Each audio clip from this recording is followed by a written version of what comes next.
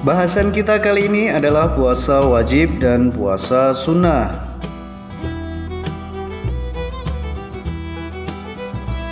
Puasa atau yang dalam bahasa Arabnya disebut dengan shaum, secara bahasa mempunyai arti mencegah atau menahan diri. Adapun secara istilah, puasa atau shaum artinya menahan diri dari segala sesuatu, baik makan, minum, atau sesuatu yang membatalkannya, dimulai dari terbit fajar hingga terbenamnya matahari, diawali dengan niat dan syarat-syarat yang telah ditentukan. Dalil nakli terkait dengan puasa, ya ayyuhalladzina amanu kutiba alaikumusyamu kama kutiba alal ladzina min qablikum la'allakum tattaqun. Hai orang-orang yang beriman, diwajibkan atas kamu berpuasa sebagaimana diwajibkan atas orang-orang sebelum kamu agar kamu senantiasa bertakwa. Macam-macam puasa, ibadah puasa dibagi menjadi dua macam. Pertama, puasa wajib, dan yang kedua adalah puasa sunnah. Puasa wajib adalah puasa atau shaum yang wajib dikerjakan bagi umat Islam dan akan mendapatkan pahala ketika dikerjakannya dan mendapatkan dosa ketika meninggalkannya.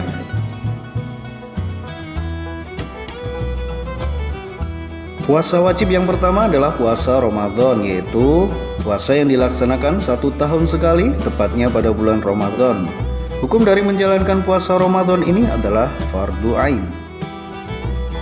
Ketika seseorang sedang berhalangan untuk mengerjakannya, maka sudah wajib untuk menggantinya atau mengqadha'nya di hari yang lain. Yang kedua adalah puasa qadha. Puasa qadha adalah puasa yang dilakukan seseorang untuk mengganti puasa wajib yang telah ditinggalkan karena suatu halangan atau uzur dan telah terlewati waktunya. Sebagai contoh, ketika seseorang meninggalkan puasa Ramadan dikarenakan adanya suatu halangan, sakit, haid, atau yang lain, maka orang tersebut mempunyai kewajiban mengganti atau mengqadha puasanya di bulan yang lain sejumlah hari yang ditinggalkannya. Yang ketiga adalah puasa nazar. Puasa nazar adalah puasa yang dikerjakan karena adanya suatu janji atau nazar yang pernah diucapkan sebelumnya.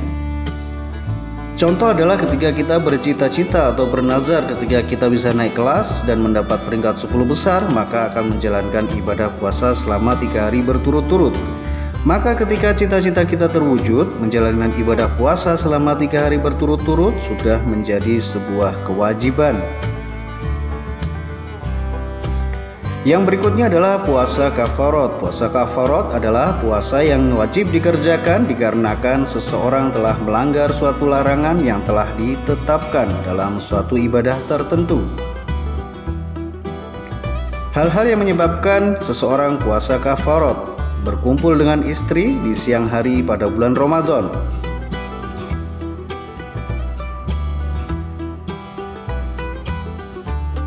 yang kedua, melanggar aturan yang telah ditetapkan dalam ihram seperti memotong kuku, memakai minyak wangi-wangian, mencukur rambut, berkumpul dengan istri, dan lain sebagainya.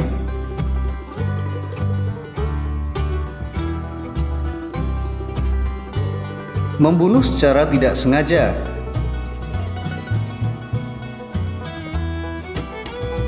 Melakukan zihar pada istrinya. Yang berikutnya, tidak mampu memenuhi nazar atau melanggar sumpahnya sendiri.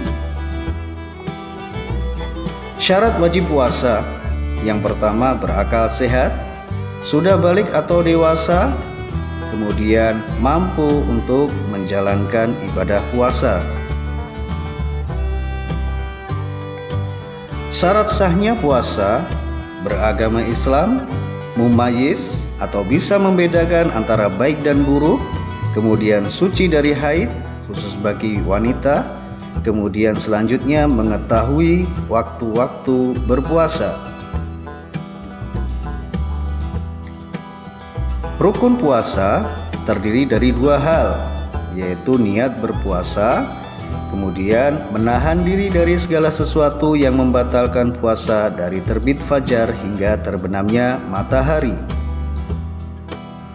Hal-hal yang membatalkan puasa, yang pertama makan dan minum dengan sengaja,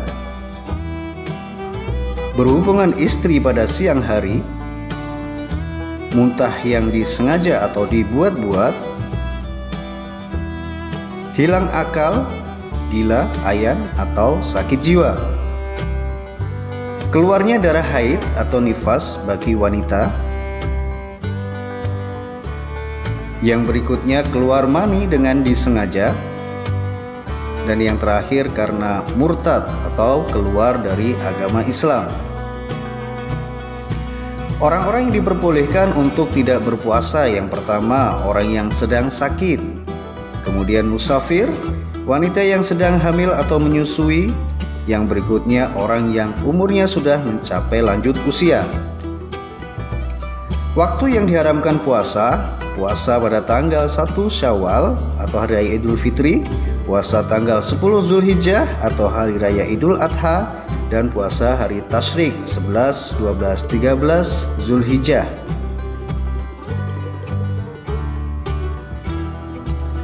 Hikmah berpuasa menjadikan seseorang untuk lebih giat dalam berusaha meningkatkan iman dan takwa yang ada pada dirinya, serta mendekatkan diri kepada Allah Subhanahu wa Ta'ala. Yang kedua, menumbuhkan sikap solidaritas antar sesama umat manusia, terlebih kepada golongan fakir dan miskin. Yang ketiga, melatih pribadi seseorang agar lebih bersabar, mengendalikan hawa nafsu dan juga emosi dalam menjalani kehidupan sehari-harinya. Puasa sunnah. Macam-macam puasa sunnah. Yang pertama, puasa Syawal. Puasa Syawal ini berjumlah 6 hari. Adapun untuk pelaksananya adalah dimulai dari tanggal 2 Syawal setelah Hari Raya Idul Fitri sampai pada akhir bulan Syawal. Yang kedua adalah puasa Arafah. Puasa Arafah ini dilakukan tepatnya pada tanggal 9 Zulhijjah, 1 hari sebelum Hari Raya Idul Adha. Yang ketiga adalah puasa Senin dan Kamis. Puasa ini disebut dengan puasa Senin Kamis karena pada hari itulah puasa itu dikerjakan.